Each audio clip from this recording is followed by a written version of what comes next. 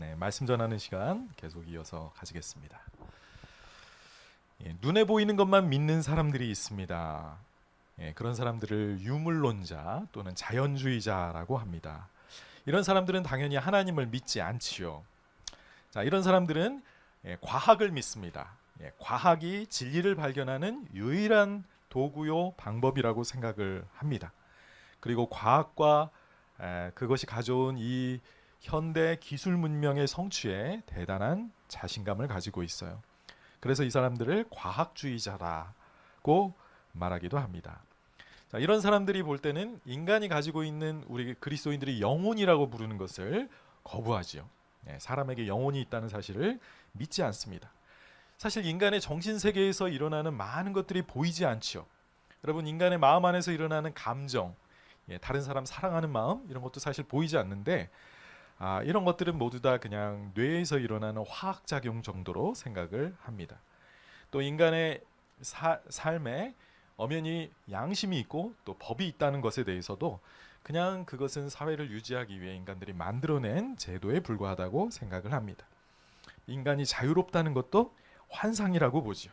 모든 것은 물질 수준에서 이미 다 결정되어 있다라고 과학자들은, 이 과학주의자들은 말을 합니다. 이런 사람들에게 인생의 의미, 삶의 목적 같은 것은 없지요. 제가 성경적 세계관을 이렇게 강의를 하다 보니까 이런 주제에 관심이 가지게 많이 생기더라고요. 리처드 도킨스라는 이 무신론자가 이렇게 이야기를 합니다. 우리가 관측하는 우주는 본질적으로 설계도, 목적도, 선악도 없는 곳이다. 그리고 맹목적이고 매정한 무관심만 있는 곳에서나 기대할 수 있는 특성들을 그대로 갖추고 있다. 우주는 맹목적이고 그저 무관심한 곳이라는 거예요. 여기에 무슨 뭐 하나님의 설계, 뭐 인생의 목적 이런 거 찾아봤자 아무 소용이 없다는 것입니다. 이런 사람들을 가리켜 요즘에 신무신론자라고 합니다. 새로운 무신론자들이다라는 거죠. 이 사람들이 새로운 무신론자인 이유는 예전의 무신론자들은 다른 사람의 종교를 존중해줘요. 나는 뭐 하나님을 안 믿지만 당신은 믿을 수 있죠. 관용해야 되니까 또 그걸 존중하는 태도를 보였는데, 이 새로운 무신론자들은 하나님이 없는 것이 자기들이 보기엔 확실하기 때문에 유신론은 거짓말이라는 거죠. 그래서 신이 없다라는 자신들의 주장을 적극적으로 알리고 그래서 홍보하고 그러면서 기독교를 공격합니다. 신을 숭배하는 종교들은 거짓말을 하면서 사람들을 미혹하고 있다는 거죠. 그래서 이 무신론자들은 단합해서 이 유신론을 이 사회에서, 인간 사회에서 추방해야 된다라고 주장을 하는 겁니다. 종교가 인간 사회에 뭘 해왔냐? 종교 때문에 전쟁과 그런 갈등이 시작된 게 아니냐? 사회 악이다. 그러면서 무신론자들이요, 커밍아웃해서 우리 함께 이 유신론을 대항해서 싸우자라고 독려하고 있습니다. 이런 영적 전쟁 가운데 우리가 살고 있는 것이요. 그러나 그리스도인들은 눈으로 보이는 세상만 믿고 사는 사람이 아니라 이 세상 너머에 보이지 않는 세계까지 믿는 사람들입니다. 사실 성경에서는 보이는 세계보다 보이지 않는 세계가 더 중요하다고 가르치고 있죠. 왜냐하면 보이지 않는 세계로부터 이 보이는 세계가 만들어졌기 때문입니다. 또 보이는 세계는 잠깐이지만 보이지 않는 세계가 영원하다라고 말씀합니다.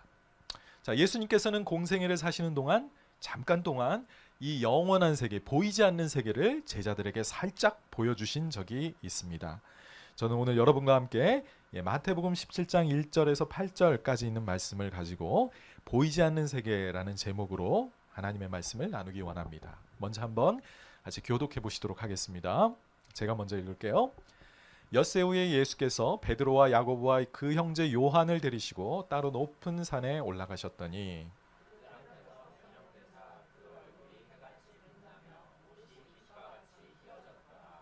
그때 모세와 엘리야가 예수와 더불어 말하는 것이 그들에게 보이거늘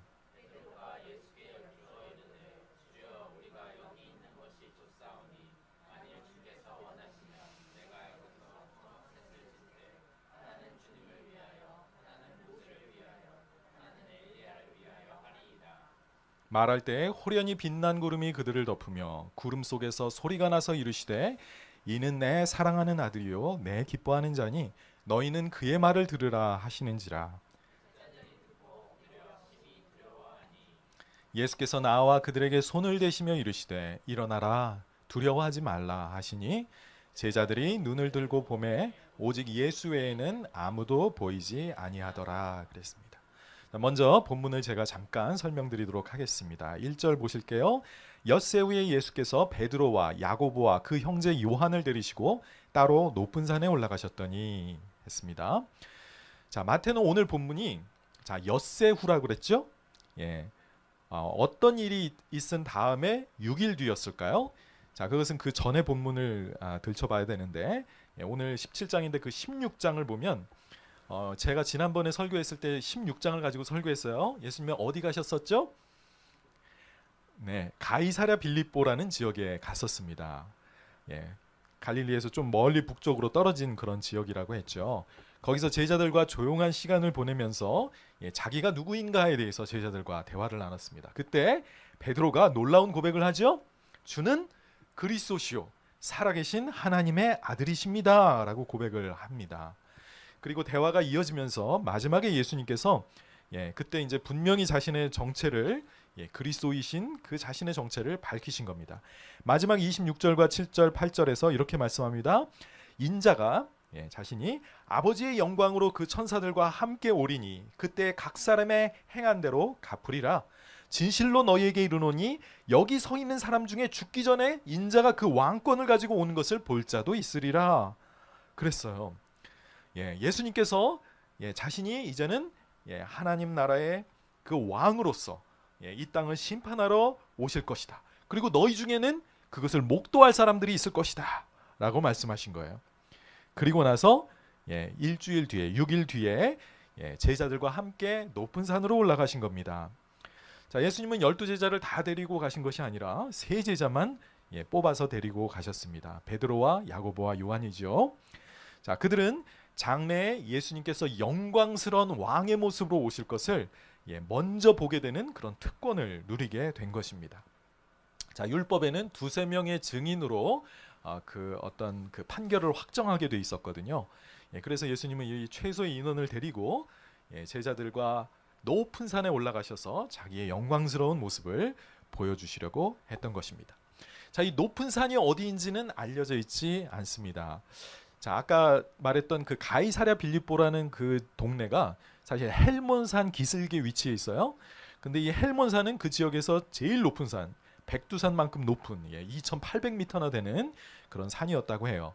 그런데 지금 벌써 일주일이 지난 시간이기 때문에 아마 거기를 떠나서 갈릴리 지역으로 돌아오셨을 것 같습니다. 갈릴리에서 상당히 높은 산이 다볼산이라는 곳이 있는데 해발 600m 정도 된대요.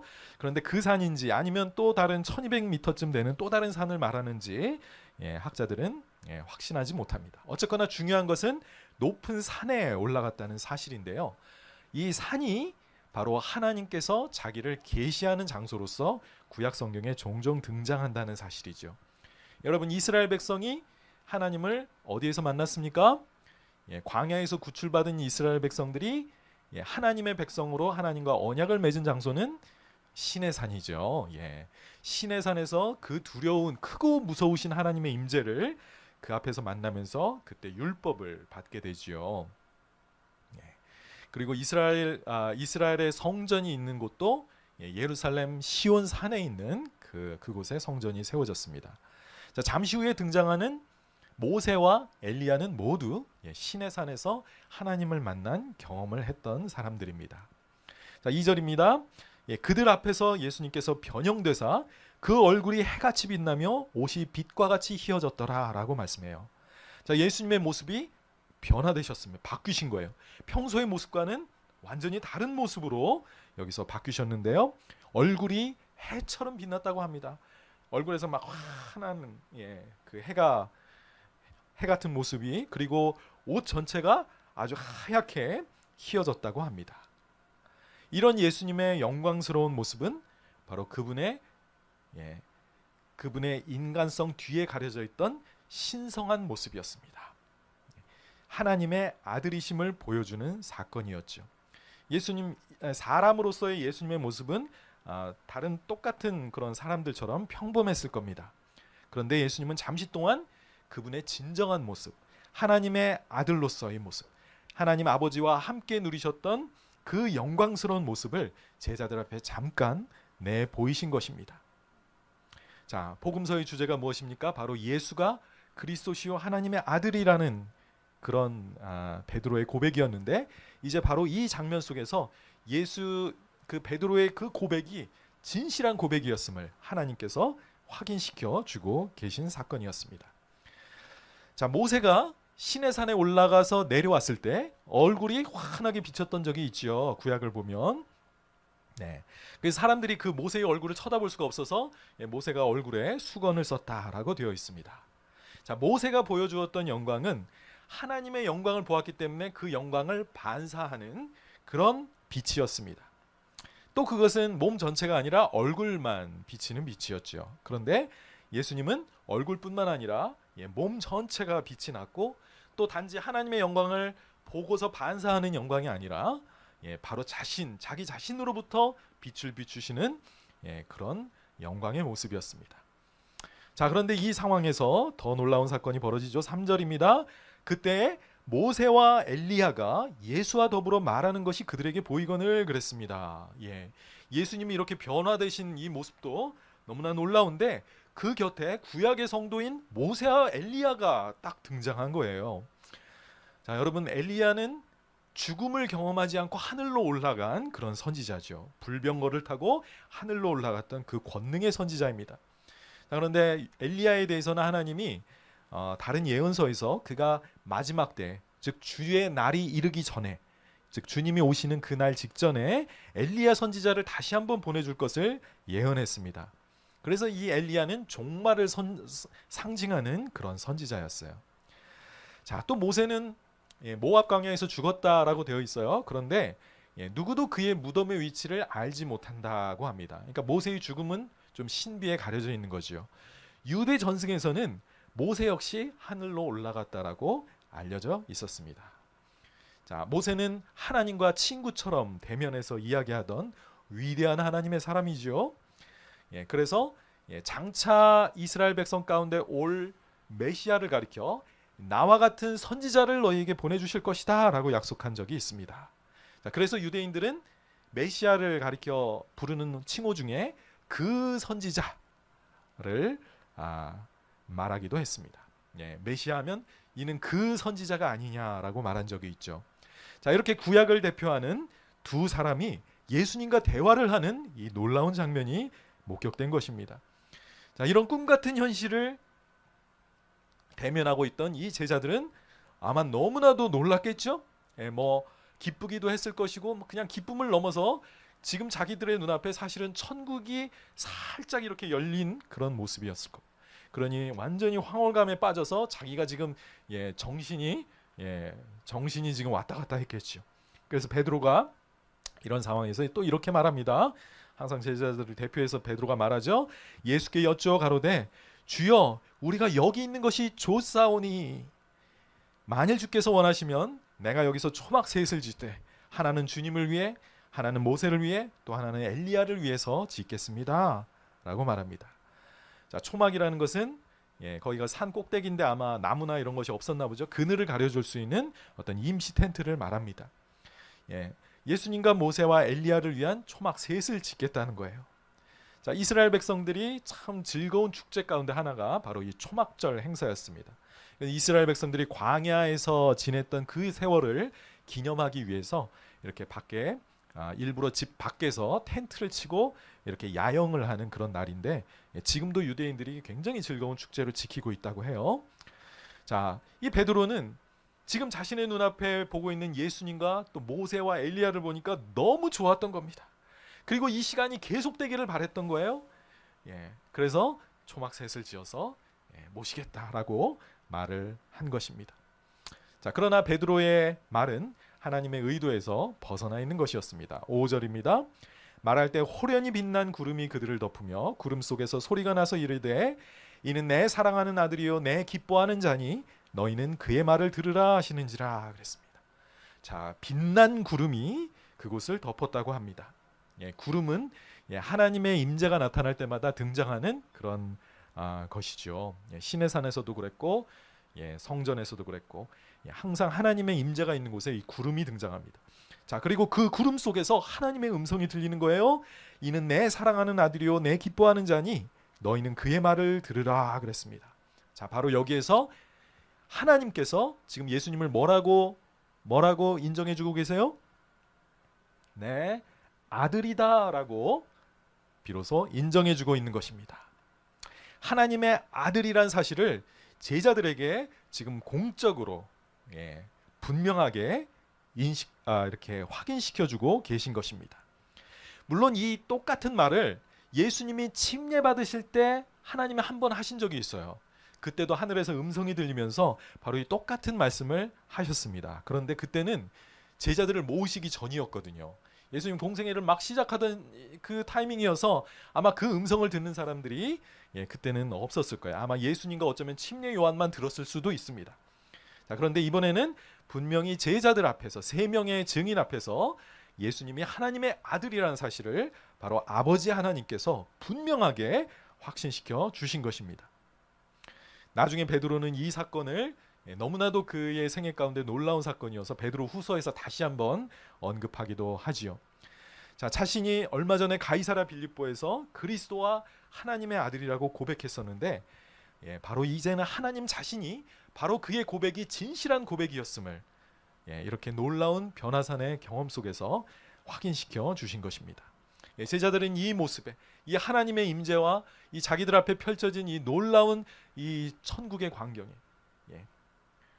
완전히 기겁했던 것 같습니다. 6절에 보니까 제자들이 듣고 엎드려 심히 두려워하니 그랬습니다. 유대인들은 하나님을 본 자는 죽을 것이다 라는 그런 생각을 가지고 있었습니다. 사실 시내 산에서도 하나님의 음성이 들리니까 백성들이 너무 죽을 것 같아서 모세 당신이 가서 하나님과 만나고 오고 그 메시지를 우리에게 가져오십시오. 우리는 하나님을 앞에 도저히 설 수가 없습니다. 이렇게 이야기를 했었죠. 이 거룩하신 하나님을 대면하면 이 죄 많은 인간은 그 앞에서 죽을 것만 같은 그런 위압감을 느끼는 것이 당연합니다. 자, 이러고 있을 때 아마도 뭐 땅에 엎드려져서 이렇게 땅만 쳐다보고 있던 제자들에게 예수님이 따뜻한 손길을 내미십니다. 7절과 8절에 예수께서 나와 그들에게 손을 대시며 이르시되 일어나라 두려워하지 말라 하시니 제자들이 눈을 들고 보매 오직 예수 외에는 아무도 보이지 아니하더라 그랬습니다. 그들의 눈앞에 방금 전까지 보였던 모세와 엘리야는 이제 사라졌습니다. 그리고 오직 예수님 한 분만 남았어요. 그런데 하나님이 이 아들의 말을 들으라고 했지요.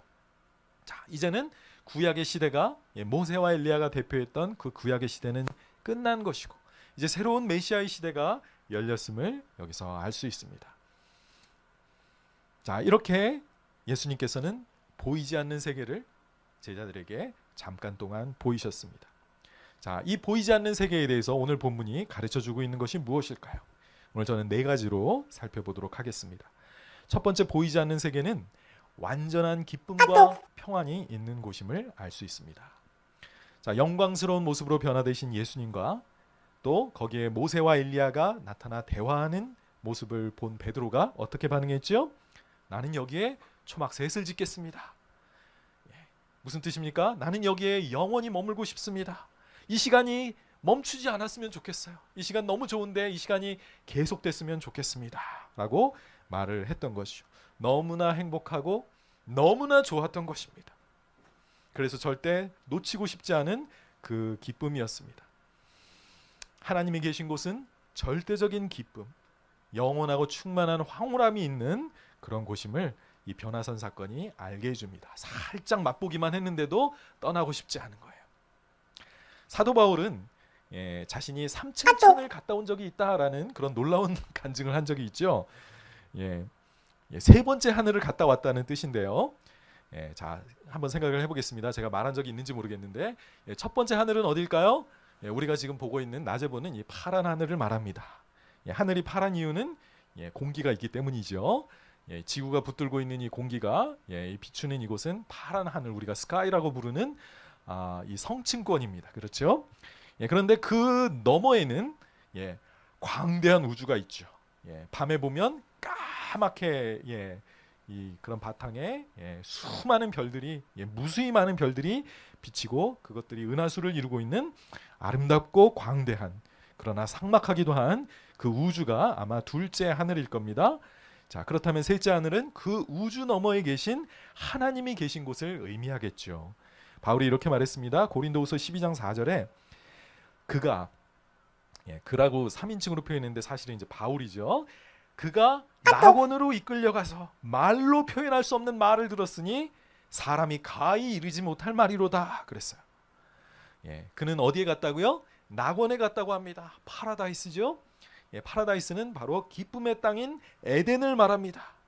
에덴이라는 단어의 뜻이 기쁨이에요. 또는 호화로움, 럭셔리라는 뜻이 있습니다. 하나님이 계신 곳이죠. 에덴 동산을 갔다 왔다는 것입니다.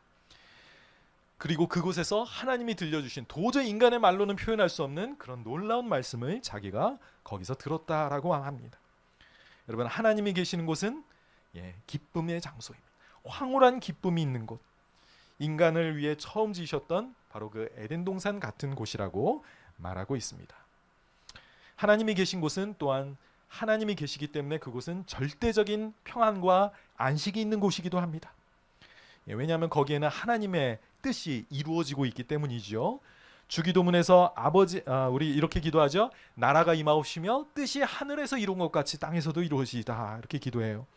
자, 곧 하늘은 여기서 예수님이 말씀하신 하늘은 바로 하나님이 계신 곳, 전능하신 하나님의 뜻이 이루어지는 곳이기 때문에 그곳에는 아무런 문제가 없습니다. 인간의 타락이 거기에는 영향을 끼치지 못했거든요.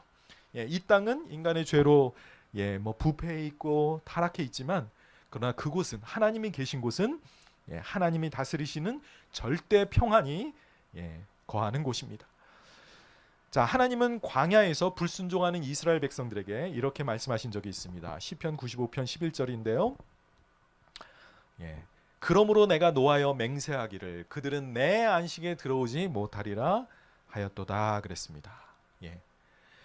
히브리서 기자가 여기서 말하는 하나님의 안식은 단지 이스라엘 백성들이 들어가야 할 가나안 땅만을 말하는 것이 아니라 자, 하나님 자신이 7일째 창조 작업을 완성하시고 나서 그 안식 가운데 계셨던 그 영원한 안식을 의미한다고 말씀합니다. 자, 하나님이 계신 곳은 어떤 곳이에요? 영원한 안식이 있는 곳이라는 겁니다. 모든 것이 하나님의 뜻대로 이루어져서 있어야 할 그 자리에 있는 평안의 장소, 샬롬의 장소인 것입니다.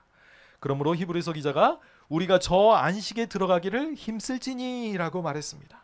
자, 하나님이 계신 영원한 안식처, 절대 평안이 있는 그곳에 그리고 기쁨이 있는 그곳에 우리가 들어가기를 힘쓰자라고 말합니다. 자, 그래서 그곳에서 이미 주님 앞에 간 성도들이 주님과 함께 영원한 안식을 누리고 있는 것입니다. 이 땅에서는 수고와 슬픔을 당했고 염려와 근심과 불안으로 가득 찼던 이 세상을 벗어나 주님이 있는 곳에 가면 영원한 평안을 그리고 안식을 누리고 있다는 것입니다. 여기에 등장했던 모세와 엘리야는 죽음을 넘어 하나님과 함께 있었습니다. 또 주님과 낙원에 있었던 것이죠. 우리가 이 세상을 떠날 때 바로 그곳에 우리도 들어가게 될 것입니다. 자, 두 번째로 보이지 않는 세계는 죽은 성도들이 살아있는 곳입니다. 자, 오늘 본문에 보면 모세와 엘리야가 예수 그리스도와 대화를 나누는 장면이 나오죠. 자, 이들은 구약을 대표하는 성도들이라고 했어요. 자기들의 시대에 예수 그리스도를 정말 보여주는, 상징적으로 보여주는, 그리고 예수 그리스도를 예언한 그런 사람들이었습니다. 자, 이 사람들은 이미 하늘에 간 성도들, 이 세상을 떠난 성도들이 지금 보이지 않는 세계 가운데 살아있음을 말해주고 있습니다. 자, 예수님 당시에 부활과 사후세계를 믿지 않던 오늘날 과학주의자 같은 사람들이 있었어요. 그 사람들을 누구냐? 사두개인들이었습니다. 이 사람들이 제사장직을 겸하고 있었는데요. 이 권력자들이었죠. 이 권력자들은 이성주의자, 합리주의자, 그리고 과학주의자였어요. 사후세계도 안 믿고 천사들도 믿지 않았습니다. 자, 그런 사람들에게 예수님이 이런 말씀을 하신 적이 있어요.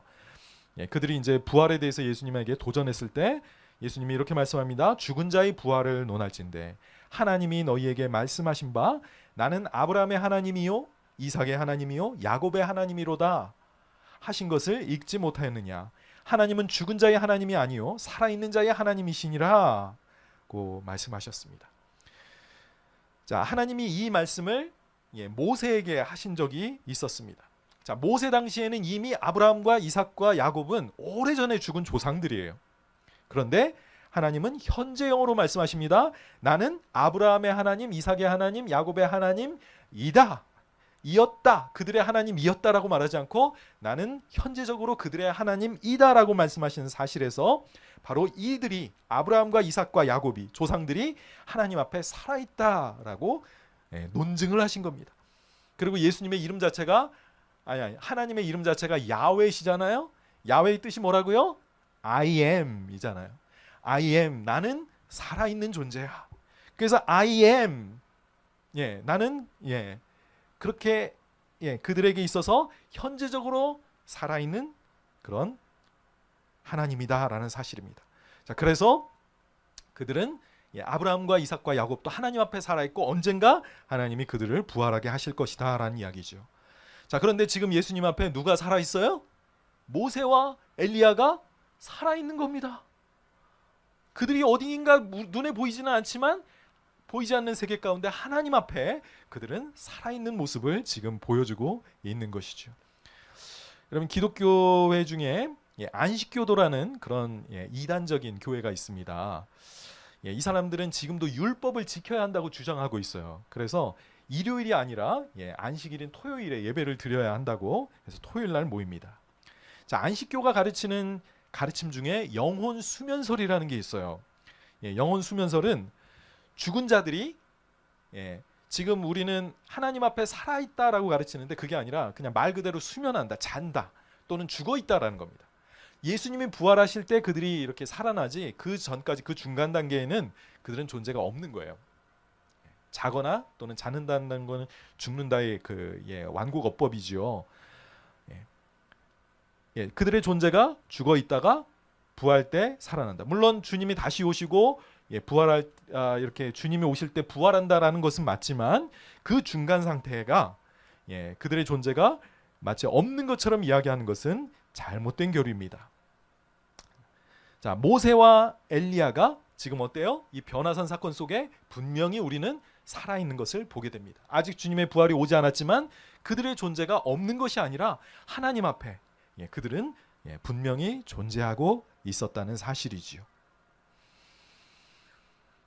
성도들은 죽을 때 하나님 앞에 가서 부활 때까지 함께 있게 될 것입니다. 그래서 아까 말한 그런 안식을 누리겠죠. 빌립보서 1장 23절을 보시면 내가 그 둘 사이에 끼었으니, 그 둘이라는 것은 조금 이따 보시면 살아있는 것과 죽어있는 것 그 둘 사이에요. 차라리 세상을 떠나서 그리스도와 함께 있는 것이 훨씬 더 좋은 일이라 내가 그렇게 하고 싶으나 라고 말을 해요. 와, 바울이 지금 자신이 지금 노년에 또 감옥에 갇혀 있으면서 이제 세상을 떠날 때가 얼마 남지 않았다고 생각하고 있습니다. 자, 그런데 바울은 내가 죽는 것이 더 유익하다고 말하면서 내가 이 둘 사이에 끼어 있다는 거예요. 갈등하고 있다는 거예요. 그런데 그가 원하는 건 뭐예요? 이 몸을 떠나 주님과 함께 있기를 바란다는 것입니다. 바울이, 성도가 여러분 세상을 떠날 때 어떻게 됩니까? 바울의 말씀처럼 주님과 함께 있게 될 것입니다. 심지어 그것이 뭐라 그래요? 그것이 더 훨씬 더 좋은 일이래요. 내가 이 육신을 가지고 이 땅에서 수고하고 고생하는 그것보다 이 몸을 떠나 주님과 함께 있는 것이 훨씬 더 좋은 일이라고 말씀합니다. 성도에게는 보이는 세상이 전부가 아니라 이렇게 보이는 세상 너머에 보이지 않는 세계가 있습니다. 하나님이 계신 곳이고 우리가 이 세상을 떠날 때 바로 우리의 존재가 없어지는 것이 아니라 주님과 함께 있게 될 것이라고 성경이 말씀하고 있는 것입니다. 자, 그리스도인들은 이 보이는 세계보다 이 보이지 않는 세계가 더 중요하다는 사실을 우리는 배우게 됩니다. 왜냐하면 영원하신 하나님이 계신 곳이 바로 그곳이기 때문입니다. 고린도후서 4장 18절을 한번 볼까요? 우리가 주목하는 것은 보이는 것이 아니요 보이지 않는 것이니, 보이는 것은 잠깐이요 보이지 않는 것은 영원함이니라 그랬습니다. 바울은 주목한다 그랬어요. 그건 집중해서 보는 거죠. 관심을 가지고 지켜보는 것입니다. 무엇을 보고 있습니까? 잠시 후면 없어질 이 세상의 일들을 주목해서 보는 것이 아니라 그는 보이지 않는 영적 세계를, 하나님이 계신 곳을 그는 바라보고 있다 하는 것입니다. 여러분, 우리는 지금 무엇을 주목해서 보고 있습니까? 우리는 혹시 세상, 이 보이는 세상에만 너무 시선을 고정시키고 있지는 않습니까? 여러분, 우리의 눈이 어디에 많은 시간을 쓰고 있습니까? 솔직히 말해서 너무 TV와 인터넷에 시간을 많이 보내면서 정작 하나님을 바라보는 시간은 너무 적게 보내는 거 아닐까요? 미국 사람들은 하루 평균 5시간을 TV 시청에 보낸다는 통계를 들은 적이 있습니다. 뭐 미국 사람들 뿐이겠습니까? 아마 우리나라 사람도 크게 다르지 않을 거라고 생각합니다. 넷플릭스와 유튜브 저도 그래요. 넷플릭스 정말 좋아합니다. 네. 하루에 몇 편씩도 봐요. 자, 그런데 이렇게 많은 시간을 우리가 TV 보고 세상의 일들을 위해서 투자하면서 정말 보이지 않는 세계, 사도 바울이 주목해서 보았던 이 보이지 않는 세계를 보는 데는 여러분 30분 쓰기도 너무 아까워하는 것 아닐까요? 이 하나님의 이 말씀을 성경 한 장 읽는데 우리는 왜 이렇게 인색할까요? 바울은 말했습니다. 보이는 세계보다 보이지 않는 세계가 더 중요하다. 나는 차라리 이 세계를 떠나 주님과 함께 있기를 원한다. 바로 그곳에 하나님이 계시고 영원한 삶이 우리를 기다리고 있기 때문입니다. 자, 세 번째로 보이지 않는 세계를 여는 열쇠는 바로 예수 그리스도십니다. 자, 우리는 어떻게 하면 이 보이지 않는 세계에 들어갈 수 있을까요? 예수님을 하나님의 아들로 믿고 그분의 말씀에 순종해야 합니다. 자, 모세와 엘리야가 예수님과 대화를 나누시는 그 모습은 바로 장차 믿는 자들이 보게 될 천국의 모습이었습니다. 제자들은 황홀했고 그곳을 떠나고 싶지 않았어요. 그런데 그 예수님의 모습이 바뀌면서 뭐라 그랬어요? 빛난 구름 속에서 이는 내 사랑하는 아들이요 내 기뻐하는 자니 너희는 그의 말을 들으라 하고 했습니다. 그리고 예수님만 남았죠. 모세와 엘리야는 없어지고 이제는 예수님만 남았습니다. 이것이 우리에게 주는 메시지가 무엇일까요? 우리는 이제 예수님의 말씀, 예수님만 바라보고 예수님의 말씀에 순종해야 한다는 사실이죠. 하나님은 예수님을 메시아로, 또 자기의 아들로 분명히 선언하셨습니다. 그러므로 이제 우리가 해야 할 일은 그분의 말에 귀를 기울이고 복종하는 것입니다. 여러분, 모세와 엘리야는 하나님의 종이었지만 아들은 아니었죠. 그것과는 차원이 다른 것입니다. 예수님이야말로 하나님의 아들로서 아버지와 동등한 신성을 지니신 그 나라에, 보이지 않는 하나님 나라의 왕이셨습니다. 그런데 예수님을 여러분 고대부터 지금까지 자꾸 예수님을 인간으로만 생각하는 사람들이 많이 있습니다. 지금도 자유주의자들이라고 하지요. 하나님의 이 계시된 말씀보다 자기의 이성을 더 높은 자리에 두고 하나님의 말씀 자기 이성으로 판단하는 사람들이죠. 이 사람들은 하나님이 신이라는 사실을 부정합니다. 또 여호와의 증인들이라는 이단이 있습니다. 이 사람들은 삼위일체 하나님을 부정합니다. 그리스도인들이 예수를 하나님의 아들 막 신으로 섬기는 것을 삼신론이라고 이렇게 비난합니다. 자, 그들은 이 변화산에서 일어났던 사건의 의미를 제대로 파악하고 있지 못한 것입니다. 자, 예수님은 나중에 더 확실하게 죽은 자 가운데서 부활하심으로 하나님의 아들로 확실하게 인정되셨죠. 그런데 오늘 사건만으로도 하나님은 친히 이 예수가, 이 인간 예수가 이것이 이분의 전부가 아니라 바로 그분은 하나님의 아들이심을 분명하게 선언하고 계신 것입니다. 예수님은 바로 보이지 않는 세계에서 오셨고 또 우리를 그곳으로 인도하시기 원하십니다. 예수님께서는 우리보다 먼저 다시 그곳으로 돌아가셔서 우리를 위한 처소를 예비하고 계시다고 말씀하셨습니다. 그래서 그 처소가 다 예비되면 내가 다시 와서 너희를 나 있는 곳에 영접하여 나와 함께 영원히 살게 하겠다라고 약속하셨습니다. 자, 우리가 그렇지만 주님이 오시기 전에 우리가 먼저 죽는다면 우리는 주님이 예비하신 그곳에 가게 될 것입니다. 자, 그런데 그곳에는 그냥 아무나 들어가는 것은 아니지요. 누가 들어갑니까? 하나님을 믿으니 또 나를 믿으라고 하신 말씀처럼 예수님을 믿는 자들이, 예수님을 그리스도시요 살아계신 하나님의 아들로 고백하는 자들이 들어갈 수 있다는 것입니다. 요한복음 14장 6절, 우리가 너무 잘 아는 말씀이죠. 예수께서 이르시되 내가 곧 길이요 진리요 생명이니 나로 말미암지 않고는 아버지께로 올 자가 없느니라.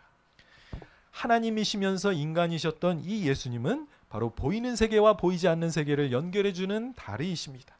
바로 이 유일한 다리를 통해서만, 이 유일한 길을 통해서만 우리는 보이지 않는 영원한 세계로 들어갈 수 있다는 것입니다. 이 예수님을 믿으시고 그분의 말씀에 순종하는 삶을 우리가 살아야 되겠습니다. 마지막으로 보이지 않는 세계는 우리 가까이에 있습니다. 우리에게서 멀리 있지 않다는 거지요.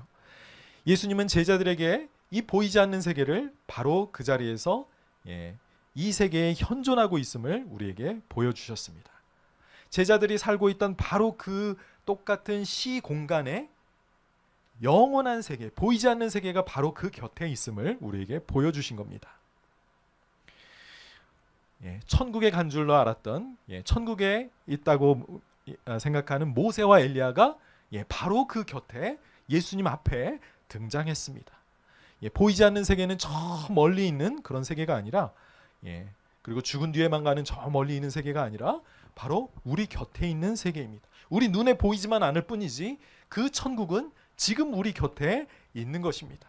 왜냐하면 주님께서 지금도 우리와 함께 계시다고 약속하셨기 때문이죠.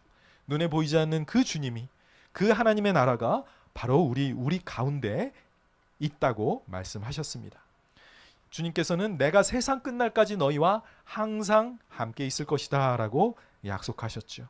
여러분, 우리가 종종 세상을 살아가면서 그래서 가끔씩 천국을 맛보기도 하는 것입니다.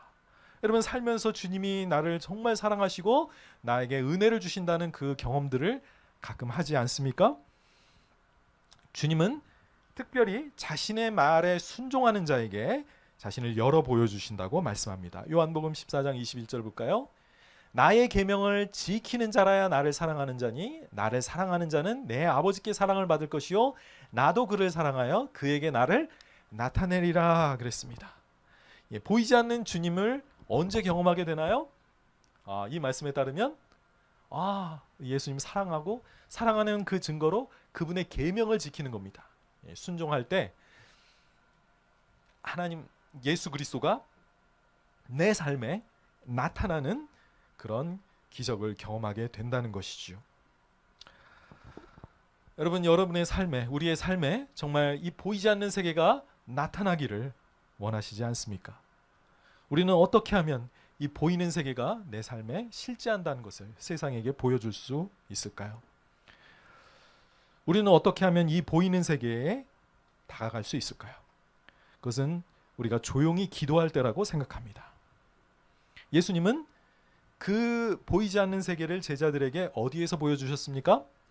제자들과 사람들이 많은 마을이 북적거리는 그 도시에서 보여주신 것이 아니라 제자들 데리고 멀리 높은 산에 올라가셔서 그곳을 보여주셨습니다. 사람들이 많지 않은 곳, 은밀한 곳에서 제자들에게 영원한 세계를 보여주신 것이죠. 또 12제자를 다 데려가시지도 않았습니다. 꼭 필요한 증인의 역할만 할 3사람만 데리고, 최소한의 인원만 데리고 그곳에 갔습니다. 여러분들, 사람이 많은 곳, 세상 사람들이 몰려드는 곳, 그곳에는 하나님이 보이지 않습니다. 하나님과 나만이 아는 곳, 내가 하나님을 찾는 곳, 하나님이 나를 발견해 주시는 곳은 바로 조용한 곳입니다. 우리는 바로 그런 장소를 자주 찾을 때 보이지 않는 하나님의 실제를 우리의 삶에 경험하게 될 것입니다. 마태복음 6장 6절에서 예수님이 이렇게 말씀합니다. 너는 기도할 때 내 골방에 들어가 문을 닫고 은밀한 중에 계신 내 아버지께 기도하라. 아버지가 어디 계시다고요? 은밀한 중에 계십니다. 은밀한 중에 보시는 내 아버지께서 갚으시리라고 했습니다. 기도는 보이지 않는 세계로 들어가는 문입니다. 우리가 기도할 때마다 보이지 않는 세계에 계신 주님이 우리의 기도를 들으시고 또 응답해 주십니다. 우리는 보이지 않는, 보이는 것만 믿는 세상 사람들에게 보이지 않는 세계를 보여주어야 할 책임이 있습니다. 어떻게 그렇게 할 수 있을까요? 우리가 보이지 않는 세계가 마치 우리의 삶에 보이는 것처럼 살아가야만 할 것입니다. 그들이 보이지 않는 세계를 보는 방법은 이 그리스도인들을 통해서밖에 어떻게 보겠습니까? 그렇다면 우리는 말로만이 아니라 삶의 실제로서 보이지 않는 하나님이 저들의 삶 가운데 정말 살아계시구나 라는 것을, 저들이 이 세상 사람과는 다르게 예수라는 분의 말에 정말로 복종하면서 사는구나 라는 그런 천국의 실제를 보여주는 삶을 우리가 살아야 되지 않겠습니까? 그것은 바로 우리가 기도하고 그분의 말씀에 더 귀를 기울일 때 우리의 삶에서 보이지 않는 하나님이 역사하시기 시작할 것입니다. 저는 오늘 보이지 않는 세계라는 제목으로 말씀을 전했습니다. 우리 예수님께서는 보이는 세계가 전부가 아니라 보이지 않는 세계가 있음을 변화산에서 가르쳐 주셨습니다. 예수님의 인간성 뒤에 가려져 있던 진정한 예수님의 모습, 하나님의 아들로서의 그 신성한 영광을 제자들에게 살짝 보여주셨습니다. 그리고 또 구약의 성도들이 주님 앞에 살아있음을 모세와 엘리야를 통해 보여주셨습니다. 그것을 보았을 때 그곳은 어떤 곳이었습니까? 기쁨과 평안이 충만한 곳임을 우리가 알 수 있습니다. 죽은 성도들이 주님 앞에 살아있는 그 곳입니다. 그리고 보이지 않는 세계는 예수님이 왕으로 다스리시는 천국이시며 그분을 인정하는 자에게 열어주시는 그 곳이기도 합니다. 혹시 아직 천국에 들어갈, 이 보이지 않는 천국에 들어갈 확신이 없는 분이 계십니까? 그 나라에 들어가려면 이 예수님을 그리스도로, 또 하나님의 아들로 고백하시길 바랍니다. 그리고 또 그분의 말씀에 순종하는 삶을 살아가시기를 바랍니다. 이 보이지 않는 세계는 우리에게서 멀리 떨어져 있지 않다고 했습니다. 우리가 기도할 때마다 그 보이지 않는 세계는 열리고 그곳에서 우리의 말을 들으시고 또 응답하시는 하나님을 만날 수 있을 것입니다. 나를 사랑하는 자에게는, 나를 사랑하고 그 계명을 지키는 자에게 나를 나타내리라 약속하셨습니다. 여러분, 우리가 우리의 이 세상을 살아가면서 이 보이지 않는 하나님을 많이 경험하는, 세상에게 그 보이지 않는 그 세계의 실제를 보여주는 우리의 삶이 되기를 바랍니다. 함께 기도하겠습니다.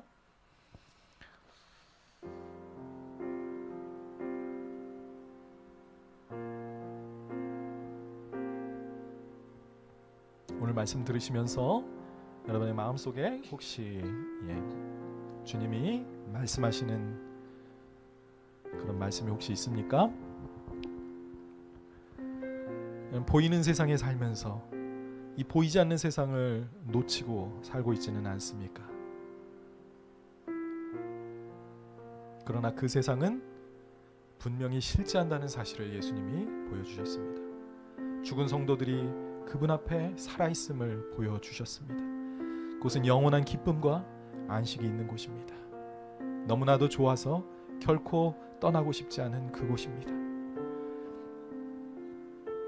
기도하는 자에게 그곳의 실제가 또한 열립니다. 주님이 우리와 함께 하시는 그 삶이 지금도 가능합니다. 여러분, 그 삶의 실제를 얼마나 경험하고 계십니까? 혹시 세상 사람들과 똑같이 이 보이는 세계에만 빠져서 세상의 부귀와 안락함만을 추구하고 살고 있지는 않습니까? 여러분의 눈이 어디에 가 있습니까? 보이지 않는 이 영원하신 하나님의 나라를 계속해서 집중해서 주목해서 바라보는 우리가 될 수 있기를 바랍니다. 아버지 하나님, 오늘 주님의 귀한 말씀을 배웠습니다. 보이는 세상이 전부가 아니라 보이지 않는 세상이 실제하고 있음을 주님께서 친히 우리에게 가르쳐 주셨습니다. 주님은 영광스러운 그 나라의 왕이시며 하나님의 아들이신 것을 보여주셨습니다. 그리고 죽은 성도들이 없어진 것이 아니라 주님 앞에 분명히 살아있음을 보여주셨습니다.